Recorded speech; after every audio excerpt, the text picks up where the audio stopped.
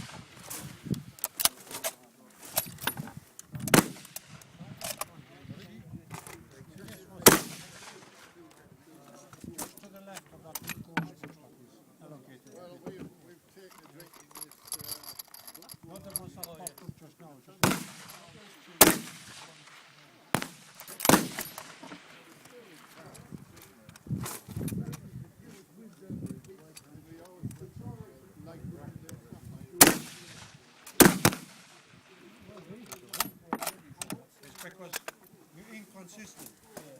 Sometimes you push the trigger forward, sometimes you don't.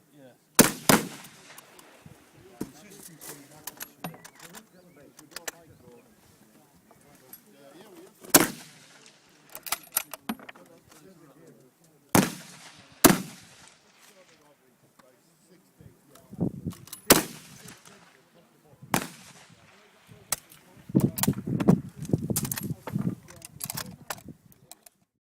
what is the best battle rifle or best military firearm? You can't say really straight out and out. You know, you've got things like AK-47, M1 Garands, Lee Enfields, M16s, M4s, AK-74s. You know, that's just naming a few. So you often have to take the question and actually say, when you're talking about the best battle rifle, best assault rifle, best semi-automatic battle rifle, or what period are we talking about? So I thought I'd answer that question with a First World War rifle. As you know, if you've watched any of my older videos, I do have, that's what I collect predominantly, and move into the Second World War. So using a couple of the rifles I own, we're going to try and just talk about some of the features, what's good about them, what isn't good. Unfortunately, one of the ones, the main contenders, the German G98, the Mauser, I don't own. I've shot it numerous times, but I don't own, so I don't have it here to show you. And for instance, my example of a Nagant is the M44, which obviously this wasn't made until the Second World War, but from the butt to the breech is pretty much the same rifle, except the bolt handle's a bit different, give or take. But to all intents and purposes, it is a very similar rifle. So talking about the First World War, there's obviously many combatant nations. So you had the French with the Bertha, the Lebel, you had the British with the SMLE, the Germans with the G98 Mauser, the Americans with the Springfield, although they actually fielded the P17 in more numbers. Just before, I don't want to get ahead of myself, but the P17, if you don't know, it's one of these, but this is a P14, which is 303 for the British. P17 is slightly different, very marginally, and was chambered in 30-06, a slightly heavier round. Now, whilst we're on the subject of rounds, they all pretty much fired the same bullet. Some were slightly bigger, some were slightly smaller. Cases, again, some were slightly longer, some were slightly shorter. They roughly had the same performance.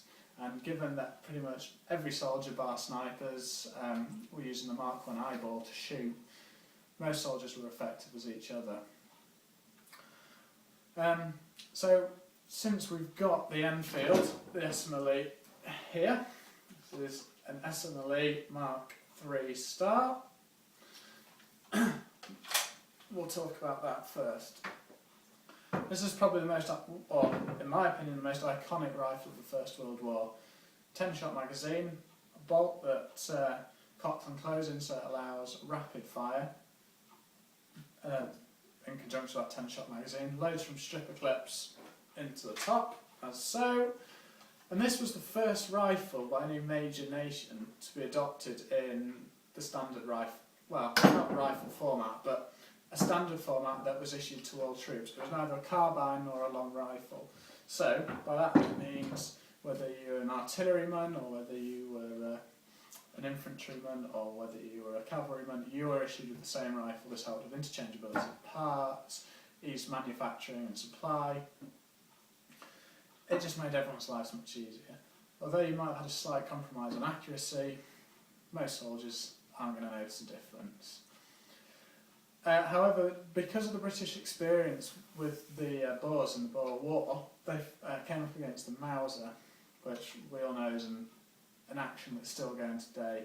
2 locking lugs, was it 3? It's got at least 2, if not 3 locking lugs. Incredibly strong action, which brings me on to this P14 and the American P17. So the action is incredibly strong and allows it to fire powerful cartridges such as 308, the 30-06, the 303 and German 792. So the British started trialling this, but fortunately the war broke out, so the rifle hadn't really finished its full evaluation process. However, they were short of SMLEs, so they asked the Americans to start making these for them. The Americans also, when they entered the war in the same position as the British, they were short on rifles. However, Winchester and Remington were tooled up to produce the P14. So, all they did was change a few things, change the barrel boring, and made it accept the 30-06 calibre, which is a slightly more powerful round. There's a few noticeable differences between the rifles, but we won't go into that now. The Russians, as I've said, this is the wrong rifle, this is the one I have the Mosin Nagant. Again, quite a recognisable shape, and in my opinion, the clunkiest rifle that there was. It is really a farm implement, but that isn't doing it a disservice. It was a brilliant rifle. Like a piece of farm machinery, it did the job, and it did the job very well. So, going back to the original question, what is the best rifle of the First World War? I think it's a question that really boils down to preference. I think you can probably discount the Nagant. I don't think it was accurate enough, I don't think it was refined enough, but like the AK-47, it's Russian engineering, it's best, simple, strong, reliable, not a lot to get wrong on it. But it's not a rifle, like I say, that's overly refined, so for that reason, we are discounting it. Right, that brings me next on to P14. Bear in mind, I'm only considering really British, French and German. I'm not going to come onto the Springfield, and I'm not even going to touch the French or the things like this Star Mannlicher that the Austrians were armed with. This is a lot more accurate than the Lee Enfield. It's got a better trigger, slightly longer barrel, stronger action, but it was never really issued to the British troops in enough numbers. It was always considered a rear echelon weapon or a home defence weapon. But that's taken away from what is a really good rifle. I think the sights are better on it. I mentioned the trigger, and that meant it started being used as a marksman, as a sniper rifle. But it never really gained acceptance, and it was, I think, declared obsolete in 1938 or 39, correct me if I'm wrong on that, by the British. So it was issued, as was the P17 donated by the Americans, to our Home Guard at that period. So again, for that reason, it didn't have a long lifespan, only had a 5-shot integral magazine, although it was loaded from stripper clips. It's almost like the Ross rifle, great rifle but not a great battle rifle. That then leaves, in my opinion, and I'm sure many of you will disagree, the Lee Enfield and the G98. The G98 was a much longer rifle. It was a proper full rifle, not like the standard issue SMLE. Only had a 5-shot magazine. Probably argued it fired the better cartridge. Slightly more accurate. It was more accurate rifle. But my main thing against against it is its size. For a trench environment, I think it was too big, especially when you had a bayonet on. Now the Germans did alleviate this towards the end of the war. You often see pictures of German stormtroopers in the 1918 Spring Offensive with the shortened carbines slung over the shoulders, and they've got the turned down bolts, unlike the G98, the bolt just comes out at 90 degrees like that. However, that wasn't universally issued. It was almost like an afterthought. We need something a bit lighter, a bit smaller and handier for the guys that are going to be running ahead, jumping into trenches. Whereas the British, everyone from not quite, pretty much day one, was armed with this. Now, fair enough, you get the bayonet on it and it turns into quite a unwieldy weapon, but it's still, in its format, as we see here, pretty handy. As I say, you've got the 10-shot magazine and the capability of rapid fire.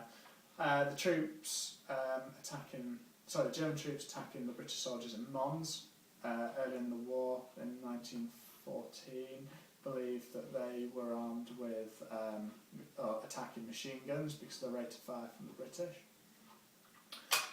Trained infantrymen somewhere between 20 and 30 aimed rounds a minute. There are higher rates of fire by people that spend a lot of time on the range practicing. But all in all, you can lay down a devastating amount of fire. The sight's similar to the G98, V-notch and front post. The V on this one here, it's actually adjustable for elevation and windage, and the front post is adjustable, but you need a special tool. So, quite a quick video. Don't want to go into too much detail, but that's my opinion. I'm sure you probably have varying opinions. The Springfield 03, absolutely fantastic rifle. It's probably taken on a lot of the learnings from the 98 Mauser and probably improved on them. I know it's an incredibly iconic rifle in the US, but over here you've got to remember this is an incredibly iconic rifle, and this outserved them all. I mean, the Australians, the Indian Army and other Commonwealth troops were issued with this. I think the Australians and the Indians were producing into the early 50s, even when the British had gone to sort of number 4 style. And the number 4 itself wasn't issued until 1941. So this meant this was the backbone of the British Army from around for some reason it's like 1903s in my head, but it could be 1906, right up until 1941. So it was in service a long time, and many around the world. I've been to India and you see troops out there still using the 303, not even the 7.62 conversions. They're still well used. So anyway, hopefully you've enjoyed this video. I'm sure you'll have some opinions on it, so please feel free to comment. I think I did say P17 at one point when I meant P14, so forgive me for that one. And I hope you have a nice evening. Cheers!